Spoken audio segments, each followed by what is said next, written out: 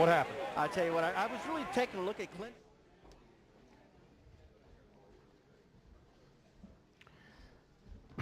Okay, let's roll right into our post race for tonight's 54th annual Irwin Tools Night Race here at Bristol Motor Speedway.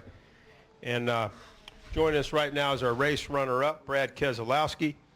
And Brad drove the number 2, worth 4 tonight for Team Penske.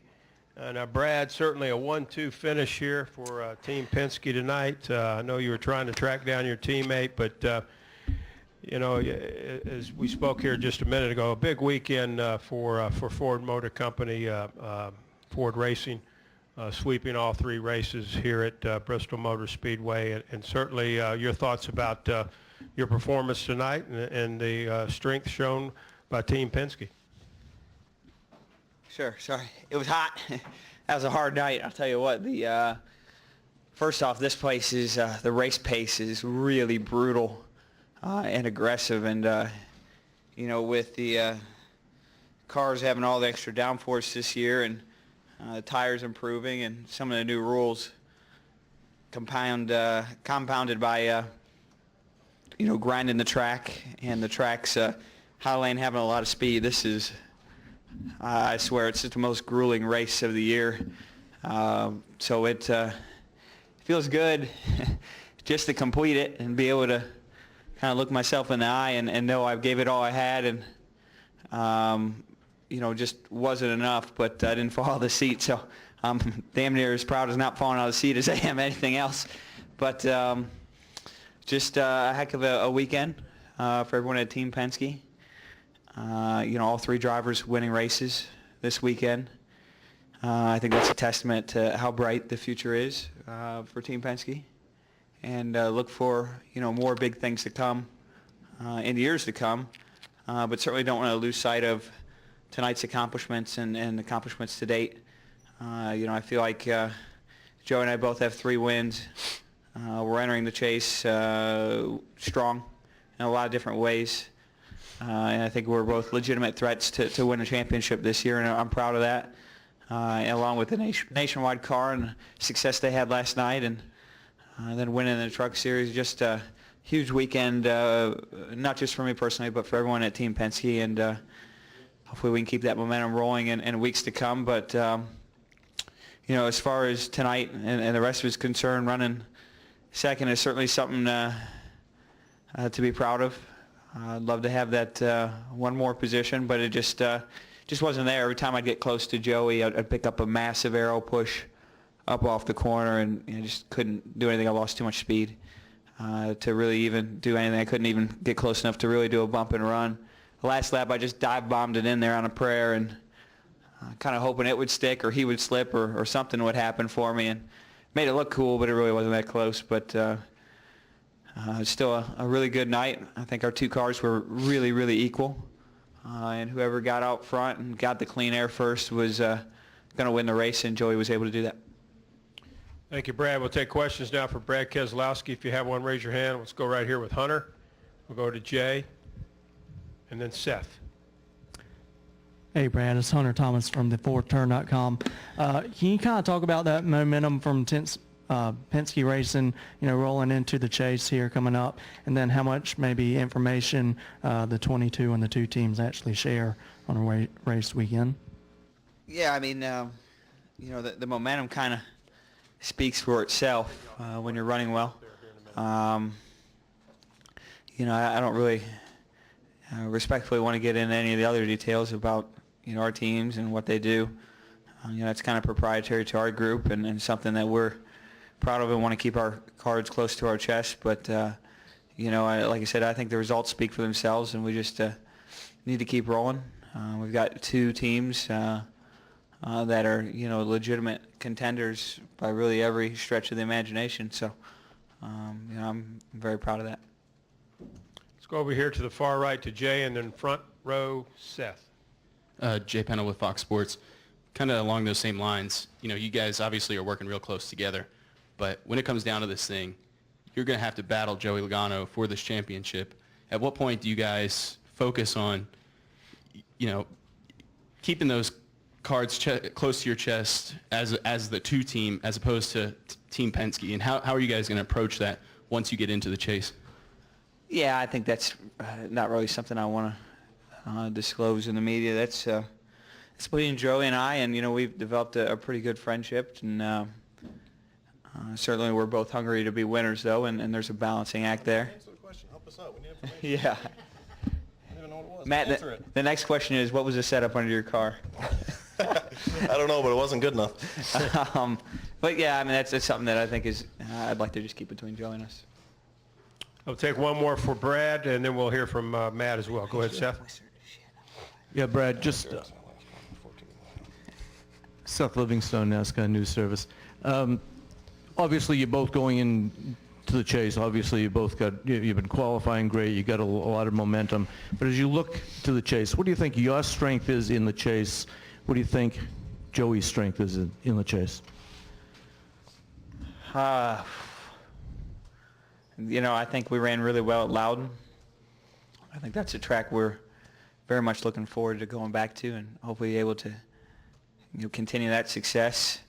And Joey is really, really strong on the mile and a halves, and I would expect him to be good at all of those. And it's hard to say because going into Kentucky, I would have said that Joey's style would have been better than mine, and we ran so well there, and then he certainly ran well too. But it takes everything. It takes the car setup, it takes the driver, it takes the pit crew, and the pieces that the guys back in the shop are doing. It takes all those pieces to be a contender, and we're out of the same shop, but it's easy for one of those variables to be different, whether it's the car setup or pit crew, even if the actual car builds are the same, and just small details make all the difference in the world. So it's hard to say that either one of us has an advantage, and I think we're heading into it pretty equal. Let's hear now from our third-place finisher, and that's Matt Kenseth, and he drove the number $20 General Toyota for Joe Gibbs Racing. And Matt, certainly you gave it pretty much all you had out there tonight. You looked like you were, just really giving it. And just talk about your run out there tonight. Certainly, I know you'd like to got the win, but a real strong showing for you tonight as you were trying to defend that race title here you got here last summer.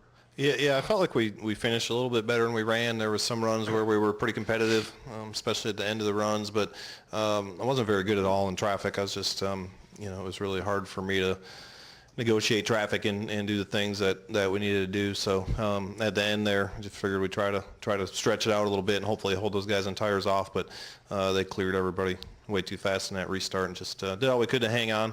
Overall, it was a good night. I didn't feel like we quite had the speed, what we quite needed to win the race tonight, but we tried our best to put ourselves in position to do it and ended up with a decent finish. We'll open it back up for questions now for Brad or Matt. Come over here to Bob, and then Stan, and then we'll go to press box. Bob, Stan, press box. Bob Parker, Sporting News. Brad, were you frustrated with Joey at all at one point? There seemed to be one point where you really kind of looked like you were almost bumping him a little bit. Maybe Matt was. I saw a couple instances where Matt might have been, but no, I didn't have any moments. We were just racing hard. One time I rubbed into him a little bit. I accidentally, but it was just minor, so I didn't think there was anything there. Over here, far left, Stan, and then we'll go up to press box. Go ahead. Hey, Matt. It's frustrating everybody that passes me. Go ahead. 13 letting off the gas. You talked some about how you felt, and it seemed like you were speaking in a physical way, how difficult this track was. How mentally demanding was this race? And was this the most physically and mentally demanding race of the year? I mean, I think so. I don't know. It's probably a better question for Matt. He's the grizzled veteran over here. Grizzled. But I think it was, again, it's the toughest race that I've ever been a part of. The pace is just grueling. And mentally, the lap traffic and the top and the bottom lane just keeps playing on you. And, a lot of laps, too, 500 laps. It's tough. And, the mental side always comes into play in racing.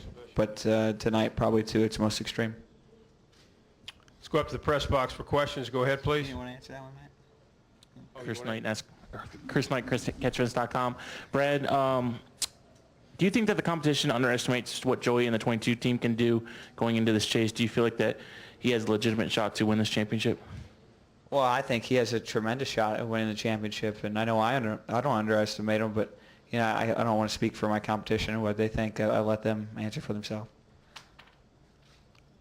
Other questions? From Go USA ahead, press Today. box. Brad, I know you pride yourself on being a thinker, and I'm wondering, at this point, how much have you been thinking about the chase and how to approach it versus, the remaining regular season races? Are you looking at strategy and at this point, it would seem like it's a Penske versus Hendrick kind of showdown.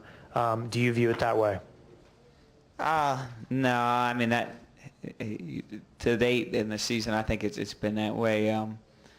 But I think we've all got our eyes on Matt's group and all the Gibbs cars, and I just don't see a whole season going by without them having a dominant race car one section at a time. And I think we're all fearful that will happen at the chase when it counts the most. So certainly, I wouldn't say it's just Hendrick and Penske yet, but I'd let the chips fall where they may.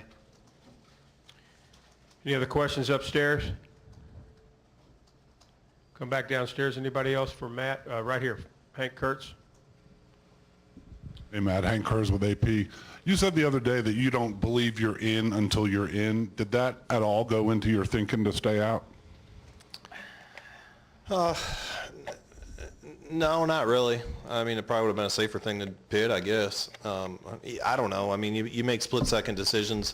I feel like everything we do at JGR, all the teams, but, I know me and Jason, we prepare every week to try to win, and I felt like at that split second, that was our only shot to win the race. So no matter what the points are or, rewards are for winning, I mean, you always want to win.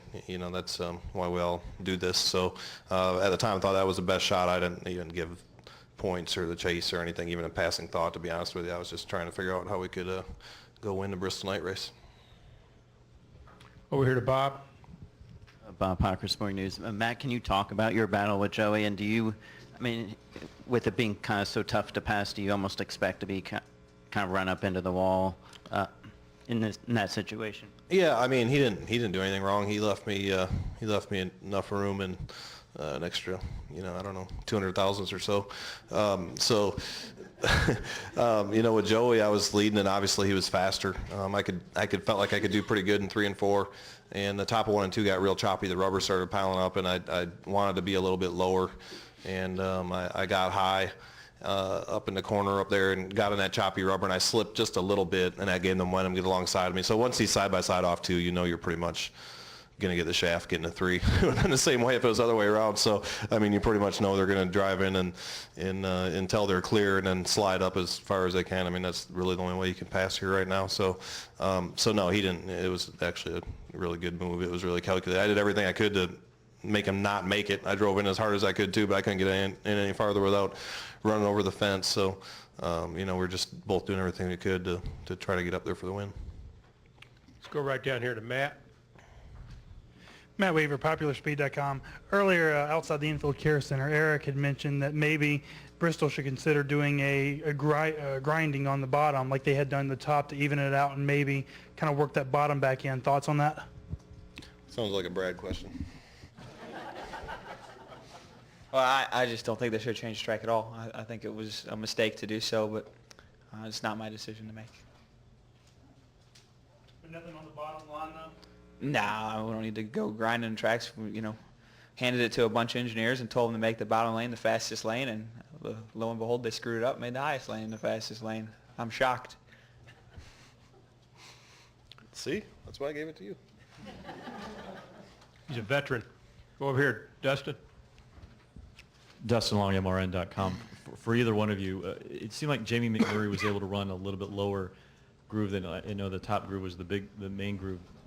Did that surprise you that somebody was able to run like that, or did you have that type of? It seemed like it helped him part of the race, at least. Was that something a little different? Because I think everybody was anticipating the top, you just had to be up at the top groove instead of maybe more of a middle groove?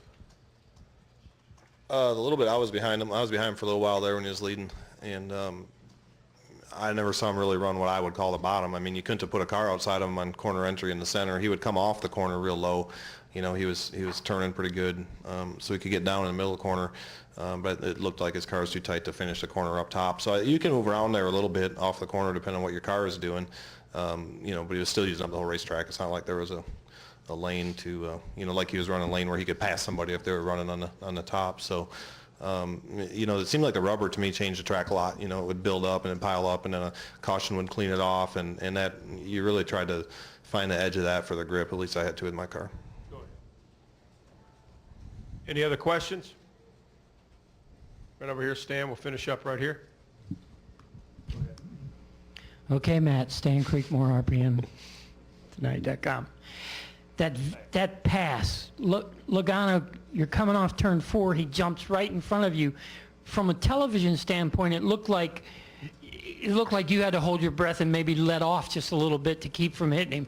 What was that final corner like for you on that pass? Well, a lot of things happened pretty fast, so honestly, I'd have to go back and watch it. He passed me a couple times. The first time, we would have wrecked if I went to lifted, and if that would have been the last pass for the lift, or the lead I went to lifted, and we would have wrecked. So it was the earlier pass, I believe. Yeah, he didn't have enough room there, and took the extra, you know, 6 or 10 inches or whatever, and I had to get out of the gas there a little bit. But, you know, again, he had a faster car, and, you know, it's hard to... It's kind of hard to get alongside of somebody. When you get alongside them, it's almost impossible to clear them if the guy doesn't want to help you out a little bit. And obviously, when you're racing for the win, even with 100 to go, you're not going to roll over and let somebody go because you don't know what's going to happen. Even as much faster as they both looked than me when they passed me, we still ran them back down at the end of the run, and was close to getting close enough to at least have a shot. Almost got second back. So you don't know what's going to happen when you get inside your final fuel run. It's hard at a place like this to give much. All right, Brad and Matt, thanks for putting on a great race here tonight, and good luck in Atlanta. Thanks, everybody. Nice one. Nice work.